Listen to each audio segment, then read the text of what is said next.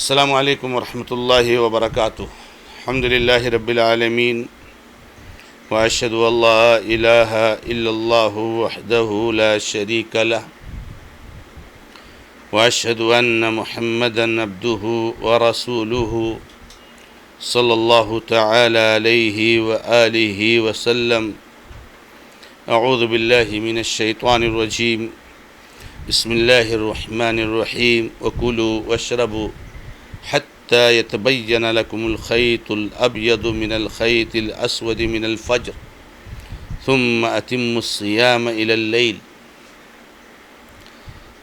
اور تم کھاؤ اور پیو یہاں تک کہ تمہارے لیے واضح ہو جائے سفید دھاگا کالے دھاگے سے صبح صادق کے وقت، پھر روزے کو رات تک پورا کرو۔ معزز اور معقر دینی اور ملی بھائیوں، سلسلے تفسیر قرآن کے اس مبارک پروگرام میں سورۃ البقرہ آیت نمبر 187 کا ایک حصہ پیش کیا گیا ہے، جس کا ترجمہ بھی آپ کے سامنے آ چکا ہے۔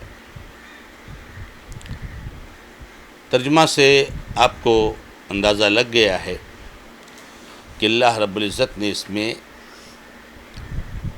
روزے کے بعض مسائل ہی کا تذکرہ فرمایا ہے،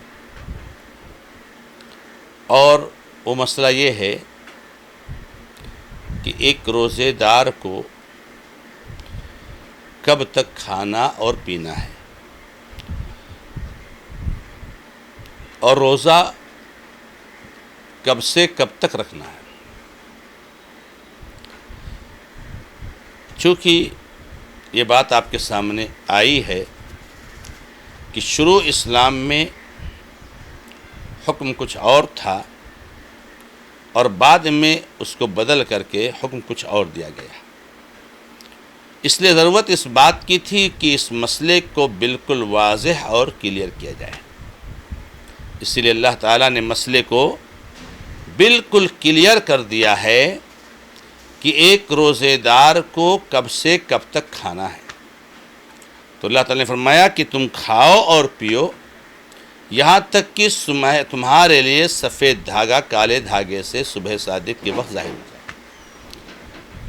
یہاں اس کا سفید دھاگا اور کالے دھاگے سے مراد افق ہے، آسمان کی فضا ہے۔ فجر کے وقت جو روشنی ظاہر ہوتی ہے اور جو سیاہی رہتی ہے، وہ سب سفید دھاگے اور کالے دھاگے سے مراد ہے۔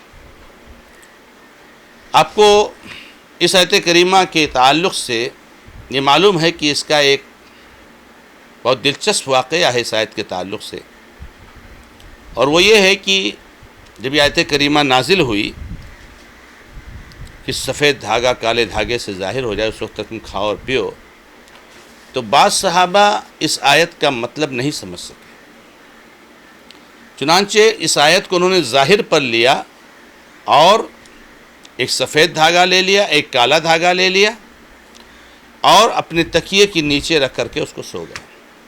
ان کا سوچ ان کی کیا تھی؟ یہ تھی کہ یہ سفید دھاگا کالا دھاگا دونوں دیکھتے رہیں گے، جب یہ دونوں الگ الگ کلیئر سمجھ میں آئے کہ یہ سفید ہے یہ کالا ہے، تو اس کا مطلب کہ کھانے پینے کا وقت ختم ہو گیا۔ اب رات میں جب ان کی نیند کھلتی تو وہ سفید دھاگا کالا دھاگا اٹھاتے اور دیکھتے کہ دیکھوں کلیئر ہوا نہیں ہوا، بہت پریشان ہو گئے، اس لیے کہ معنی ہی نہیں تھا، تو اس کو وہ کیسے پریکٹیکل کر سکتے تھے؟ تو ان کو سمجھ میں نہیں آ رہا تھا، حیران اور پریشان ہو گئے۔ اللہ کے نبی علیہ السلام کے پاس صبح گئے تو کہا اللہ کے نبی علیہ السلام ایسا ایسا واقعہ پیش آیا ہے۔ تو نبی علیہ السلام نے کہا، یہ صحابی تھا عدی بن ابی حاتم رضی اللہ عنہ، کہا اے عدی، تمہارا تکیہ تو بہت چوڑا ہے، یعنی تم نے اپنے تکیہ کے نیچے آسمان کی فضا اور آسمان اور افق کو جو ہے رکھ لیا۔ تو یہاں اس سے مراد آسمان کی فضا ہے۔ آسمان پر جو سفیدی ظاہر ہوتی ہے اور جو سیاہی ہوتی ہے وہ مراد ہے یہاں پر سفید دھاگا نہیں مراد، کالا دھاگا نہیں مراد ہے۔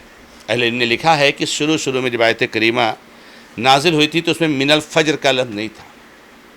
جب یہ اشتباہ پیدا ہوا معنی سمجھنے میں تو اللہ تعالیٰ نے اس لفظ کا اضافہ کیا من الفجر، تاکہ صبح صادق اس سے مراد ہے یہ لوگوں کے سمجھ میں آ جائے. تو اللہ کے نبی علیہ الصلوۃ والسلام نے ان کو بتایا کہ اے عدی، اس سے مراد آسمان پر جو سفیدی ظاہر ہوتی ہے، جو سیاہی ظاہر ہوتی ہے، وہ مراد، اس سے مراد یہ سفید دھاگا حقیقی طور سے نہیں.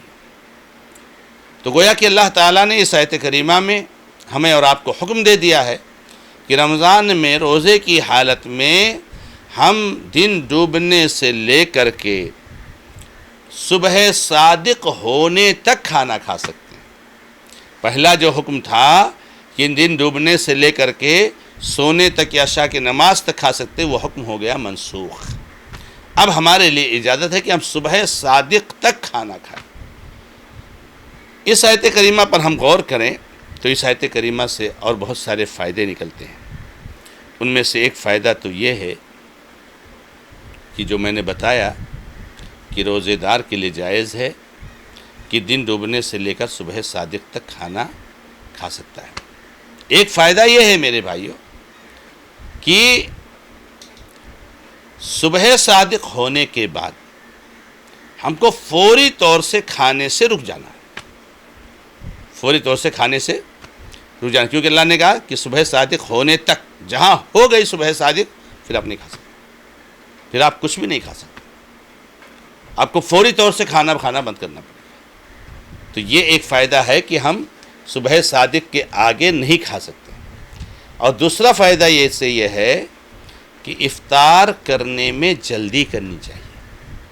اللہ تعالیٰ نے کیا فرمایا؟ ثم اتموا الصیام الی اللیل، پھر روزے کو رات تک پورا کرو. یعنی صبح صادق ہو جائے، کھانا بند کر دو، اور پھر کھانا کھانے، یعنی صبح صادق ہونے کے بعد سے لے کر رات ہونے تک، یعنی دن ڈوبنے تک، جہاں دن ڈوبا کی رات شروع ہو گئی، تو دن ڈوبنے تک تم روزہ پورا کرو. دن ڈوبنے کے بعد انتظار کرنا، تاخیر کرنا، یہ قرآن کی آیت کے خلاف ہے. تو افطار میں جلدی کرنی چاہیے. اس آیت کریمہ سے ثابت ہوتا ہے، خود اللہ کے نبی علیہ الصلوۃ والسلام کی کئی حدیثیں اس تعلق سے ہیں کہ اللہ کے نبی علیہ الصلوۃ والسلام نے فرمایا لا یزال الناس بخیر ما عجلوا الفطر، کہ لوگ برابر بھلائی کے ساتھ رہیں گے جب تک افطار کرنے میں جلدی کریں گے. دن ڈوبا کہ فوراً آپ کو افطار کر لینا ہے. اور اللہ کے نبی علیہ الصلوۃ والسلام نے دوسرے الفاظ میں فرمایا لا یزال الدین ظاہرا ما عجل الناس الفطر، یہ دین اس وقت تک غالب رہے گا جب تک لوگ افطار کرنے میں جلدی کریں گے. جب تک افطار کرنے میں جلدی کریں گے اس وقت تک دین غالب رہے گا. تو یہ اللہ کے نبی صلی اللہ علیہ وسلم کی حدیثیں ہیں. اور خود اللہ کے نبی علیہ الصلوۃ والسلام کے بارے میں آتا ہے کہ نبی علیہ الصلوۃ والسلام جیسے ہی دن ڈوبتا تھا ویسے افطار کر لیتے تھے. آج ہمارے بہت سارے بھائی جب وقت ہو جاتا ہے، دن ڈوب جاتا ہے، تو احتیاط کے نام پر، انتظار کے نام پر کچھ منٹ تاخیر کرتے افطار کرنے میں. سنت کے خلاف ہے، قرآن کی آیت کے حکم کے خلاف ہے. ایسا نہیں ہونا چاہیے میرے بھائیوں. افطار کا ٹائم ہو گیا، آپ افطار کر لیجیے.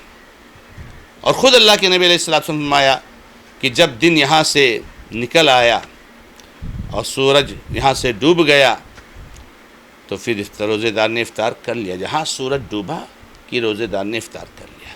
اس لیے ہمیں افطار وقت ہونے کے فوراً بعد کر لینا چاہیے.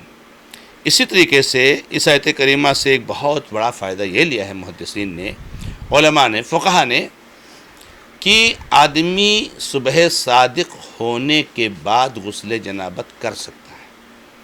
یعنی اگر کوئی ناپاک رہا یہاں تک کہ فجر کی اذان ہونے لگی تو اس سے روزے پر کوئی اثر نہیں پڑتا. یہ بات اس لیے بیان کرنا ضروری ہے کہ بہت ساروں کے ہیں یہ چیز مشہور ہے کہ اگر اذان ہو گئی اور ناپاک ہیں تو آپ کا روزہ ہی نہیں صحیح ہوگا. اور اس تعلق سے ایک من گھڑت حدیثیں بیان کرتے ہیں کہ جو جنبی ہو کر کے صبح کیا اس نے جو اس کا روزہ نہیں ہے تو باطل ہے. تو یہ جو ہے کہ بیان کرنا ضروری ہے. تو یہ احکامات اس میں بیان کیے گئے ہیں. کر سکتے ہیں. خود نبی صلی اللہ علیہ وسلم کا فعل بھی ہے کہ اللہ کے نبی علیہ الصلوۃ والسلام صبح صادق ہونے کے بعد غسل کیا کرتے تھے. تو اللہ رب العزت سے دعا ہے کہ رب العزت ہمیں اور آپ کو قرآن اور حدیث کی صحیح سمجھ عطا فرمائے. هذا ما عندي والله تعالى عالم والحمد لله رب العالمين وصلى الله على محمد وسلم تسليما كثيرا والسلام عليكم ورحمة الله وبركاته.